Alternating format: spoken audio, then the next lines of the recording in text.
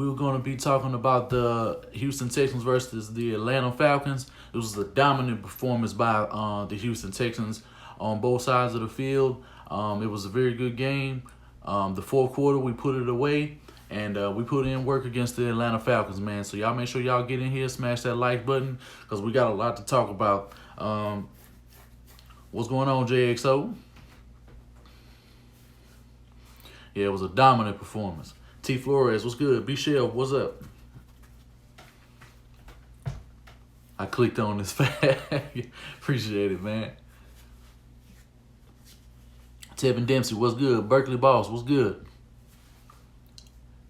David M, what's good? Yeah, I see y'all getting in here kind of quick. Shout out to Honcho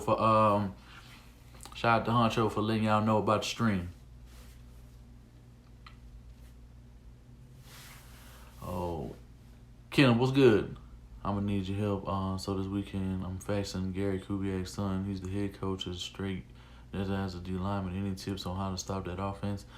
Getting me on IG, man, and I'll see what we can do. We'll put our heads together, see what we can do. All right. Danny MCZ, what's good? Ashmel, what's doing? Rigo. Yeah, we'll put our heads together, man. We'll come up with something. T Real, what's good? Trill, what it do? Man, I ain't even hear you call in, man. Yeah, y'all make sure y'all smash that like button, man. We gonna go ahead and it's enough of y'all up in here, so we gonna go ahead and we gonna go ahead and get into it. It's 19 people already in here, and it's only 2 minutes in. Appreciate everybody that's coming through. Mono. That's what I want to call you. I'm just gonna call you Mono. Saw team got what they deserve. You damn right they did. But listen, but enough about that. They do win that thing. Yeah, man. I'm good, T Real. We finna go ahead and we finna get into this matchup. Man, I ain't expect this at all. And Michael Shelton, what's good? I'm not predicting any more 30 games, 30 point games for the Houston Texans. I just want them to go ahead, surprise me, could kill us if that prediction goes wrong. How you feel about next week? I'm gonna get into that. You in North Carolina? I'm not in North Carolina. Remember, I told you I'm in Alabama. I'm in Alabama right now. But King So, what's good? Ryan Blair, what's good? Man, out of the gate, I didn't feel so good about this game, man. The Falcons were moving the ball on us. We both went in a position, where we kicked it, we kicked it away, you know what I'm saying? Then they came back and both on our second positions. That's when both of these offenses ended up getting rolling. Matt Ryan looked extremely well, man. I mean, he didn't choke this game away. Their defense couldn't get really good any stops.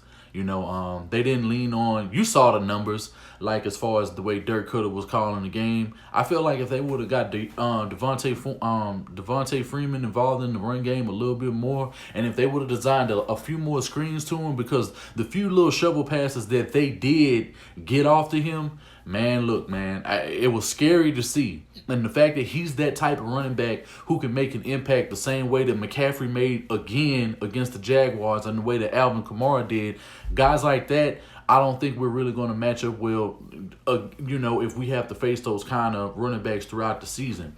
But one thing I can say, the defense held Julio in check. I mean, on the first couple of drives, he was getting some good plays. He was able to convert a couple of third downs early, but they immediately started bracket coverage in him. And when I saw like Lonnie was shifting over and they were matching up on him and Roby, they put in work against him. J-Joe came up. Zach Cunningham had a phenomenal game. They made sure they bracketed and they kept guys with. They didn't get hit deep, but they were still being able to take advantage of on the outside of the hashes and in between the hash marks. Mainly, it was due to a lot of the shorter plays that they were able to dump down. They were able to shed some tackles, make sure that they were getting yards after the catch. And both O-lines were looking very good. I mean, I know we got a couple of sacks. that were pretty much cover sacks because they really couldn't, because it wasn't really any initial pressure. J.J. Watt started picking his game up in the second half like he's been doing so over the past couple of weeks, which was great to see because there were a couple of times early on in this game where this man just was like whiffing on tackles. It was a play early that he was about to get the sack on Matt Ryan, and J.J. had Matt Ryan, and he scrambled out of the pocket, and J.J. didn't even try to tackle Matt Ryan, and that pissed me off. You know what I'm saying? It really, really pissed me off. Days Gambino, what's good? Ryan Blair, what's good? T. Flores, what's good? Yeah, we played a solid game across the board, though. But to me, the shining star of the game is Tim Kelly. I said it in the sauce. I'm gonna say it right now. Shout out to Honcho for having me on today on the post and the pregame show. If y'all not subscribed to Ed Honcho at Sauce Sports and the rest of the Roundtable, make sure you guys go check all that out. We're giving Houston Texans content along with Astros, Rockets, and all other kind of content. So you guys make sure y'all get on that if you're not. But Tim Kelly devised a game plan that Bill O'Brien would never know how. He would never know how to do this. And yes, Tim Kelly was calling the plays throughout the entire game. You go back in the moment that you relook at this game, if you're able to watch it and somebody uploads it on YouTube, you'll see once they pan out. And every time that Deshaun Watson was on the sideline, he had his headset on, he was calling the plays.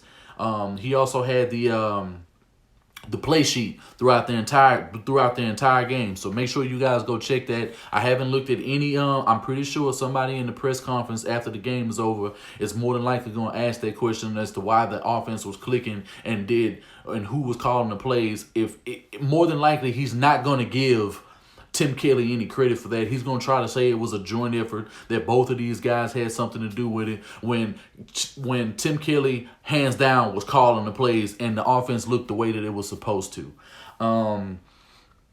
We did a good job running the ball. Deshaun Watson was able to get out, read the man coverage. When they had guys protected down the field, he was able to break out a few good runs. One of the best plays that he made, even besides all of the passes that he made for touchdowns, that fumble play that he had and the ball rolled back to him and he ran that first down. That was absolutely a phenomenal play. Spitz, what's the deal, man? About time people. Yeah, man. Hey, Sauce, Spitz, do me a favor, man. I'm not sure if everybody else, in the roundtable know I'm streaming right now. Go in the chat and just write everybody and let them know that I'm live streaming right now. I'm not gonna live stream for a long time, but yeah, just let everybody know. I appreciate it. Yeah, Tim Kelly definitely has to call a game plan next week against a guy like Andy Reid. I think because Andy Reid is such an innovative mind, I don't think with the way that we call plays this week, he's going to be the Chiefs defense is not going to be able to adapt to that type of play calling style, especially with the weapons that we have at the helm. I think if we continue to run the ball and we keep time of possession away from the Chiefs when we do play them, but I'm going to get into that video in the game preview probably Tuesday or Wednesday this week. And I'm going to try to go live every day throughout this week once I get off of work from my job. But it was a great game. Deshaun Watson had time to sit back in the pocket, pick apart everything. Daniel Williams, what's good? Oh, it's Swisher. Oh, what's good, bro? What's good?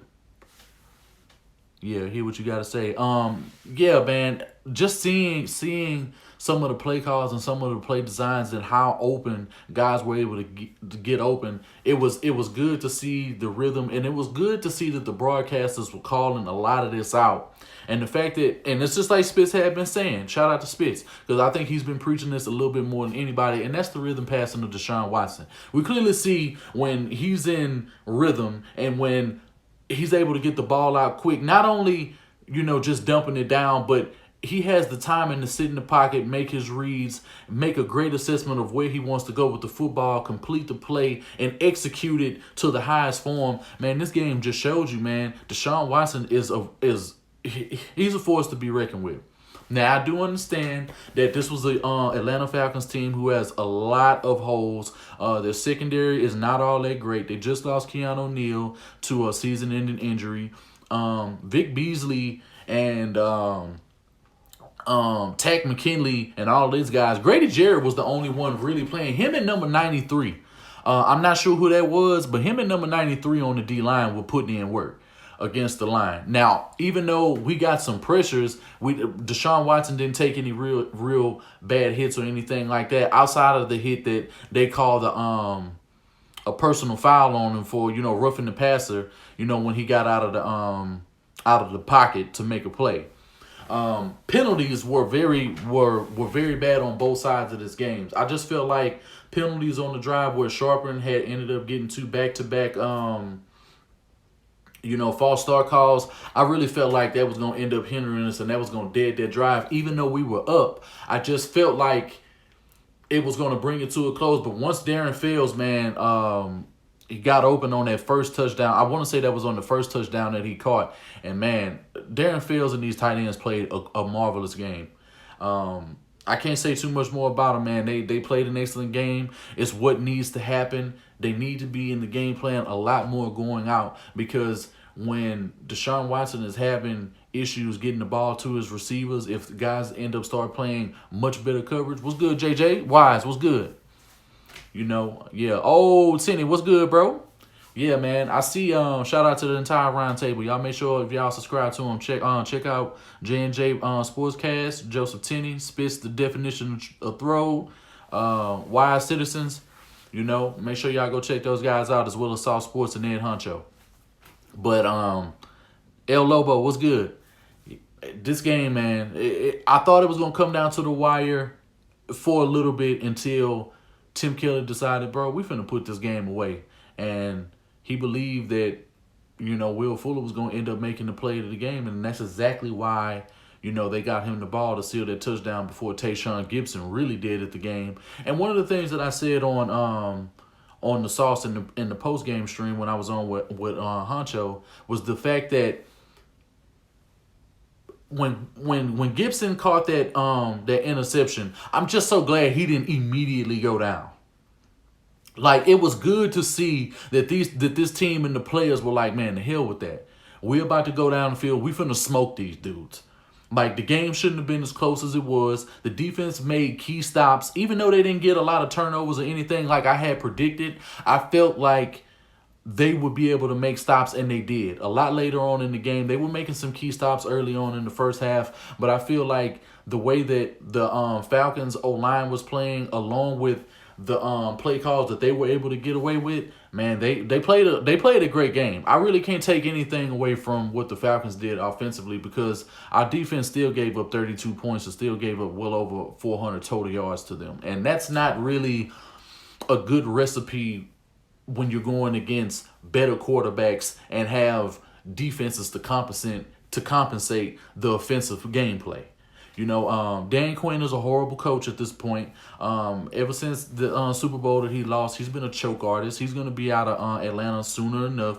Arthur Blank or whoever runs that organization is going to get him out of here before the end of the season is over. And they're going to have to more than likely bring somebody else in besides Matt Ryan to take over the helm. I feel like his time is getting ready to come to an end in Atlanta. And the fact that while he does put up great statistics, he's always going to be in one of the top throwers in the league. He's going to throw a lot of touchdowns, and of course he has Julio, Ridley, and Sanu, who was killing us early on in the game. You have to take in consideration that when you have that type of talent, when you have the type of run game, and they did, the Atlanta Falcons pass blocking was excellent throughout most of the game. I mean, he was able to step up. He was able to evade some of these sacks. He was able to do a lot of things to put the ball down the field. It's just that the defense really couldn't help him out. And that's a major key as to why we won this game the way that we did. Vincent Bryson, what's good? Let's see who else we got up in here real quick. Art of Dialogue, what's good, homie? King So, what's good? So they finally picked on the right cornerback today. Yeah, as they should. I said Isaiah Oliver was needed to be targeted, and damn right, they targeted him throughout the entire game. They needed to target him. They needed to target the safeties. Main reason why is because Deion Jones is phenomenal in pass coverage. This man is able to sink back in the depths. He's able to make plays, and actually, he was in on a couple of key plays that man for decent breakups early on in the game. That if the ball bounces off the right way and the right person was in position, Deshaun Watson easily could have probably threw like two interceptions this game. I know there were at least a good 5 or 6 passes that could have been intercepted besides the one that he threw to Tayshaun Gibson, but I think the positioning was a little bit there. I mean, but even though it touched their hands, I just felt like with a little bit more concentration and a little bit more awareness, plays could have been made. But I can't really take anything away from this Houston Texans, the way that they played this football game.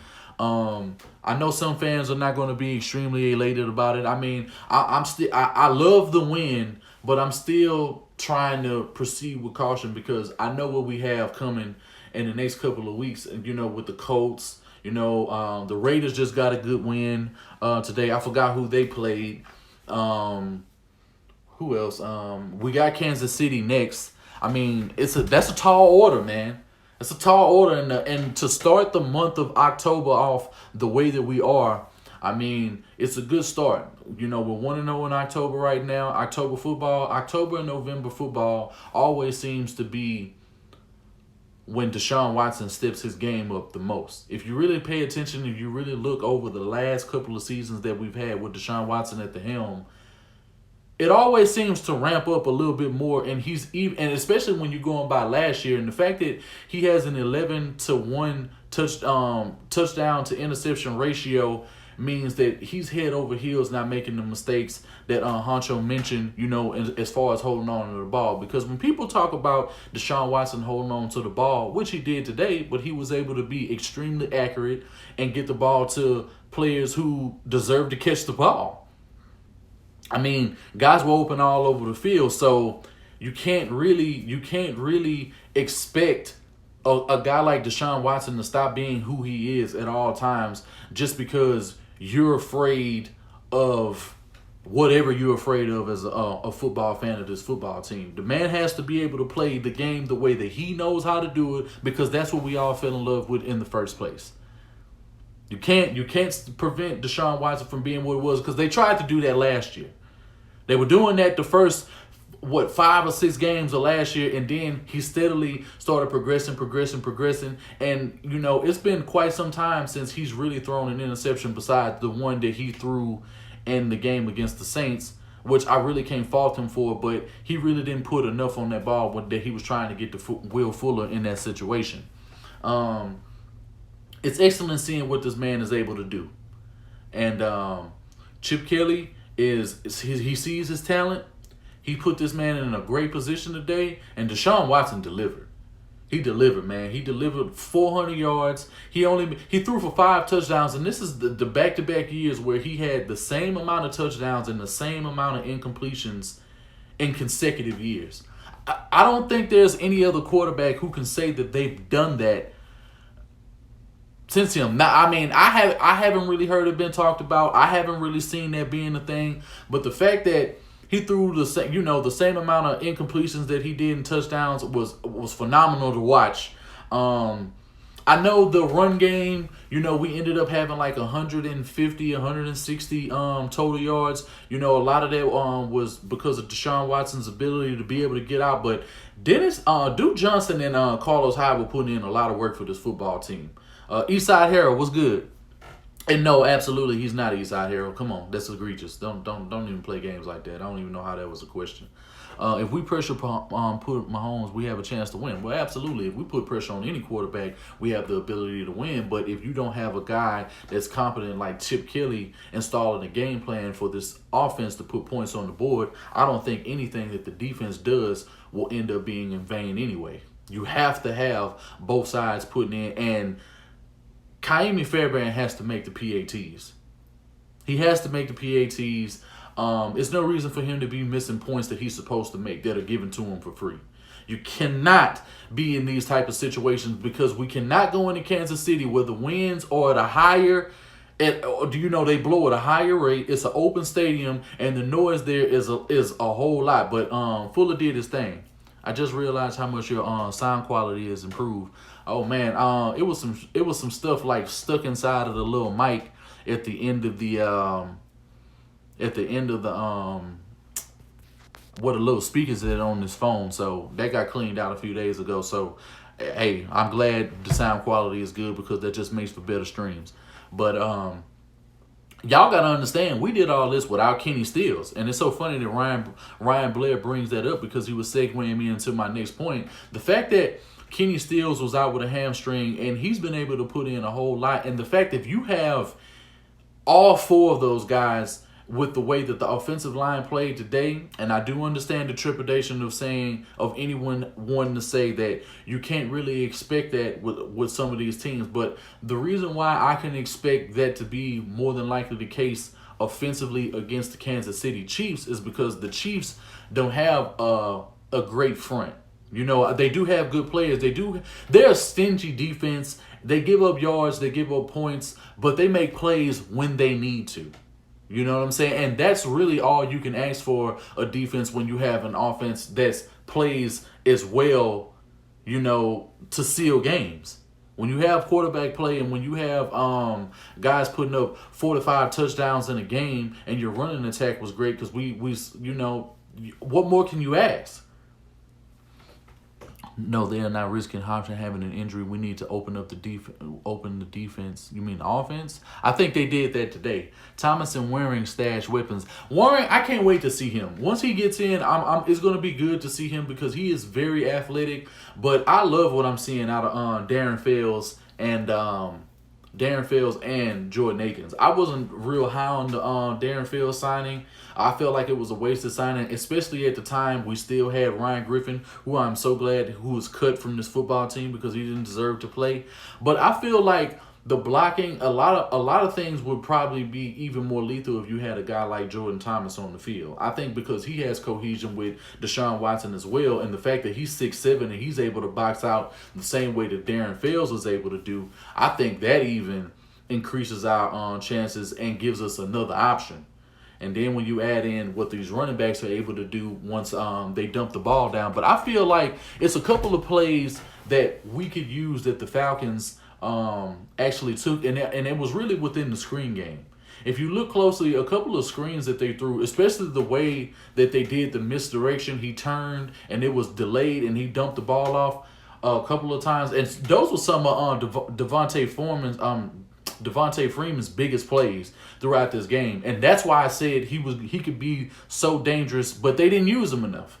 I feel like if they would have used him enough to really take away and work underneath and to work in the flats and to do some things in open space, hey, this game could easily be different, but it wasn't. I'm glad it wasn't. And the Houston Texans win big against the Atlanta Falcons, who we should decimate.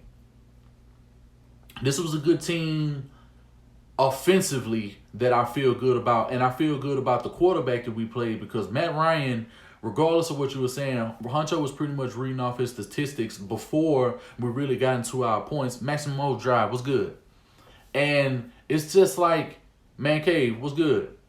You really can't, I forgot what I was just saying. You really can't take into consideration the fact that we just played a former MVP, you know, and Matt Ryan put in work against us. I think if he gets a couple more drives and a few more plays get made, the game could even be like a 42-53 game instead. Hell, even 45-53. There are some things that we definitely need to clean up. The defense, it was a couple of plays where J.J. Watt had me shaking my head because I didn't know what he was doing. But as I was saying, he picked it up, and his swim move in the second half was on point.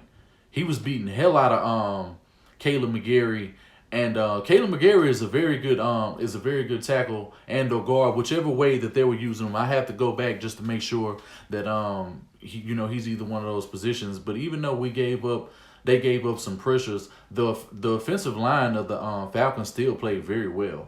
They minimalized what Whitney Mercilus was able to do, but guys like Zach Cunningham stepped it up even further. Bernard McKinney, DJ Reader had some very good games, and I'm not really going to get too bad on the defense because a lot of the times when they were able to exploit matchups in the middle of the field, it was really like they were on safeties and or corners. Painkiller Alpha, what's good? He was the right tackle? Okay. Yeah. That's what I thought he was. Yeah, did the Falcons blitz the game? I saw no sacks. No. I mean, they were sending pressure. The Falcons had pressure throughout the whole game. Deshaun Watson was just he couldn't be touched. He couldn't be touched the whole game. If you watched the game, I'm not sure if you watched the game, but they couldn't get a hand up. Grady Jarrett was there like 3 or 4 times. As a matter of fact, he had his hand on him in the end zone. Deshaun Watson, the play had broke down, and he shot straight through the A-gap. And he got a hand on Watson in his own end zone, but he didn't have the right angle, and I don't think he made himself long enough to really make a play in that situation. Deshaun Watson got away from him, got a little bit of stiff arm, made a nice first down, man, and they couldn't touch him. So for King, they couldn't touch him at all. And the offensive line, Titus Howard, Max Sharpen played exceptionally well, but playing against a team like the Chiefs, and when we play against the Colts and these other divisional games, we cannot have those penalties at those times, especially when Deshaun Watson is driving the ball down the field. When your run game is clicking, you can't have these types of penalties, man. Not even from the secondary. The secondary was giving up. A lot of plays, and they were actually keeping the Falcons in this game a lot longer, and we strung them along. We strung them along a lot longer than we should have. Special teams didn't play particularly well. I was disappointed in what I saw in DeAndre Carter today, but the kicker, the place kicker from the Falcons was sucking. Like, he kicked the ball out of bounds like 2 times to set Deshaun Watson up for touchdowns, and it was just ridiculous. The roughing on passer for him going on. Oh yeah. I didn't like that play. That was whack.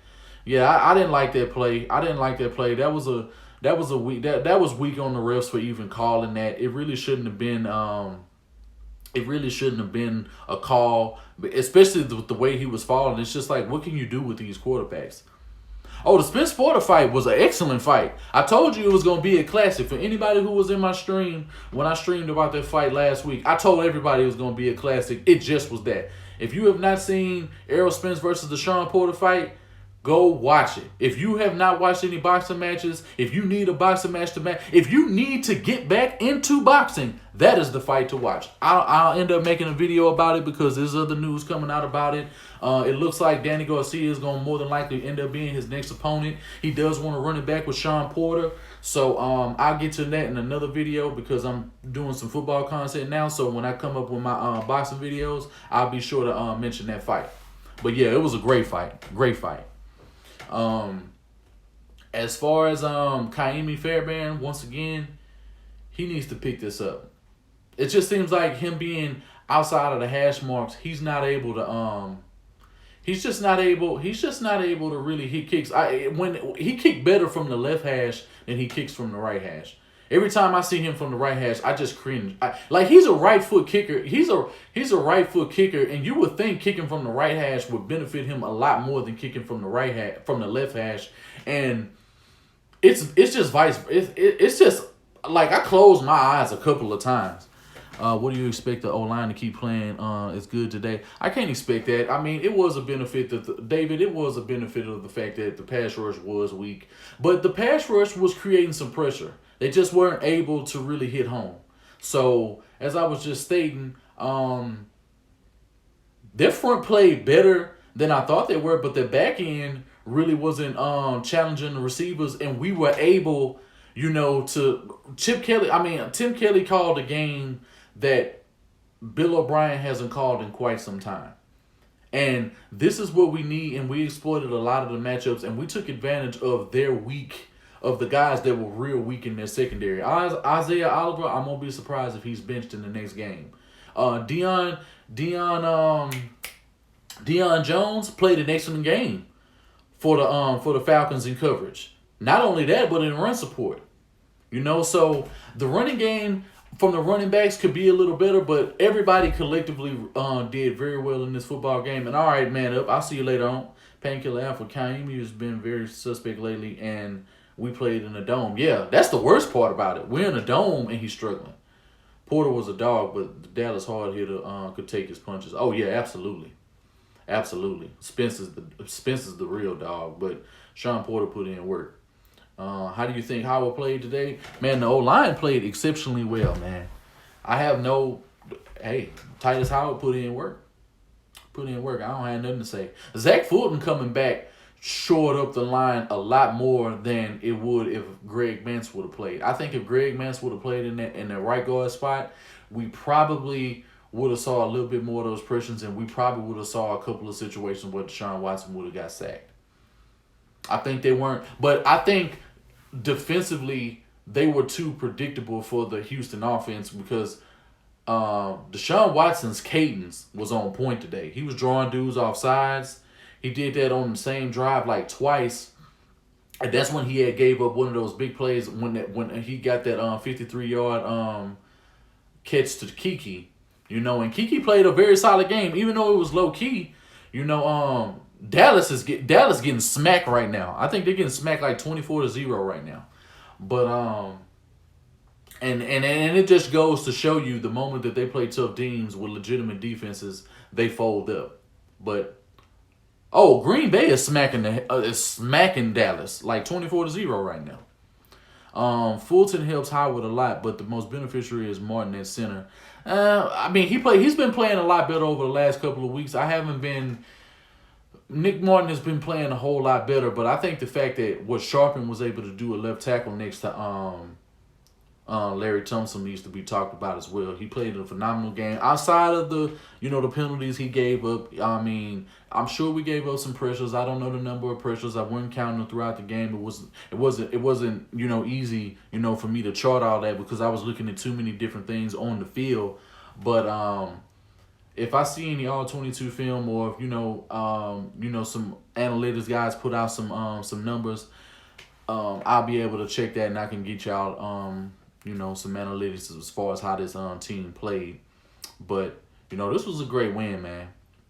How you think we do against the Chiefs? I'm not gonna do that right now, Ryan. I'm actually gonna end up making a couple of videos throughout the week.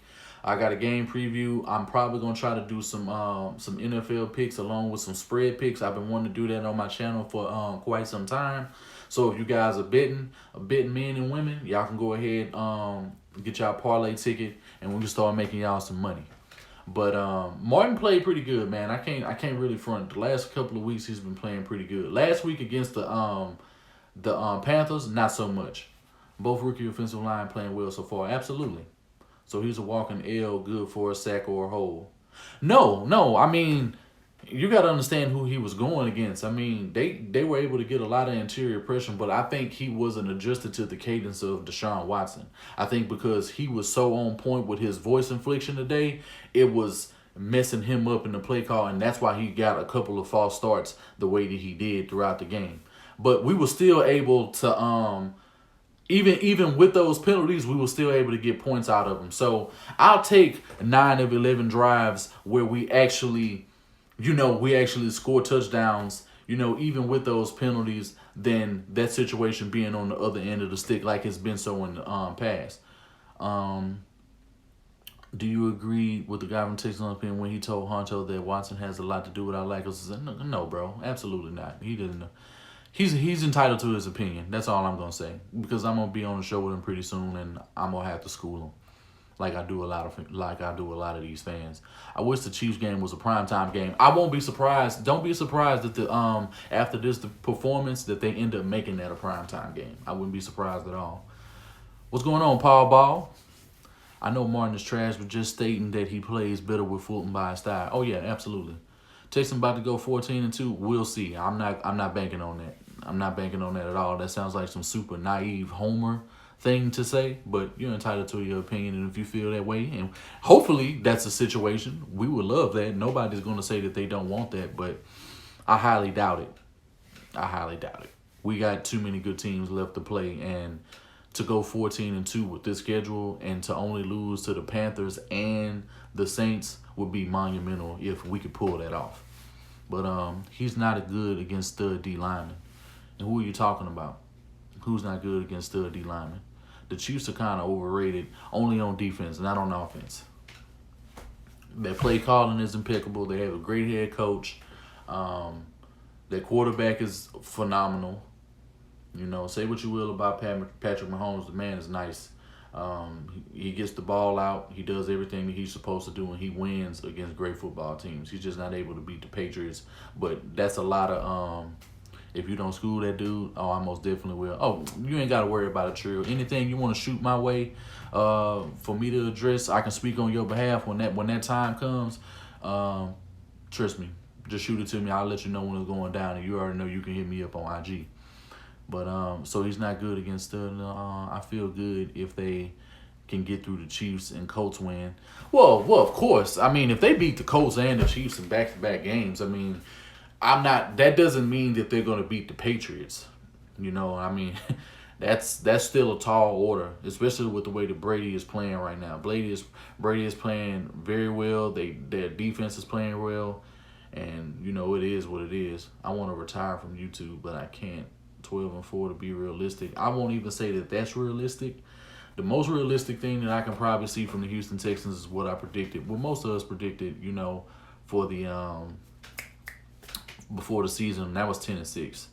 I think it's still some hard matchups, and there's still some guys who can outcoach Bill O'Brien on their schedule, and that's why we lose games, because we get outcoached. It's not that we really get outplayed on the field. It's that these coaches, Bill O'Brien, he nuts up against them when he sees them on the other side of the football field. And Watson, more than likely will be in the MVP race, especially if he has like 3 or 4 more games like this. Maybe not putting up 50 points, but I think if he keeps his touchdown to interception ratio very low, and the fact that it's at 11-1 right now, I don't think, besides Brady and one other person, I think Mahomes last week was like 10-0. I'm not sure if he's thrown any other interceptions. I'd have to go look at the stats. But yeah, it's and I agree, Trill. It's impeccable. You can't, for him to be as old and for him to be an older mind in the NFL, and for him to still be very young and very, you know, I don't know. He has a lot of vigor, man. I don't know what it is about this man, but I can tell, like, he watches a lot of college. He sees a lot of things, but he makes it NFL ready. And the fact that he has a guy like Mahomes with a big arm that's very accurate, and the fact that he has fast receivers that can run routes and catch, high point the ball and run the ball, yeah, 10-0 interception ratio, bro. That's ridiculous. That's ridiculous. I don't think Brady thrown any interceptions either, but he might have one on the season. But, and as a matter of fact, he does have one on the season. He threw one against the Bills last week. Andy Reid adapting to modern football. Yeah, he is. Andy Reid is is one of those head coaches that's always going to stay with what the times of football are actually doing. He's not going to be one of these dudes that gets stuck in his ways like Bill O'Brien. And this is why Bill O'Brien pretty much relieved his duties to Tim Kelly today, because he's not the one to take us there as far as the play calling. He knows his play call sucks. He mentioned it. So when you can mention it in a post game interview, you already know what the problem is. So hand the duties over. You brought him here to do this anyway. The Cowboys getting cooked right now. Oh yeah, I know Bang for Philly for life. I already know it. A notification popped on my phone like 10-15 minutes ago saying that somebody got their third touchdown or threw a touchdown or something like that. But that's pretty much my thoughts on this game, man. I'm finna get ready to bring this video to a close. But because I'm gonna be bringing you guys some more content. Make sure y'all check out Spit's definition of throw. I know he's getting ready to. I'm not sure if he already recorded this video, but trust me, he will have a video dropped on YouTube in the next hour or so. So make sure when y'all notification bar goes off, make sure y'all go check out Spit's the definition of throw. His what he has to say about this football game. I just want to go ahead and give you guys my quick thoughts, on this game. And I don't think he dropped it just yet because I ain't seeing any notification pop up. But if you got it, then okay, y'all go ahead and y'all go check it out. But I'm getting ready to bring this video to a close. My phone is getting ready to die on me. Need to plug it back up. But yeah, this is a phenomenal win. We need more like it. Deshaun Watson, if he can play like this, sky's the limit for us. We could even reach the Super Bowl if we continue to play like this. But that's just my thoughts, man. If y'all have any other thoughts, go ahead and make sure y'all hit that comment section, leave a like, share these videos, hit that bell icon for all notifications. And this is your boy Third Coast Sports TV. I'm your host, Wink. Talk sports, love sports, enjoy sports.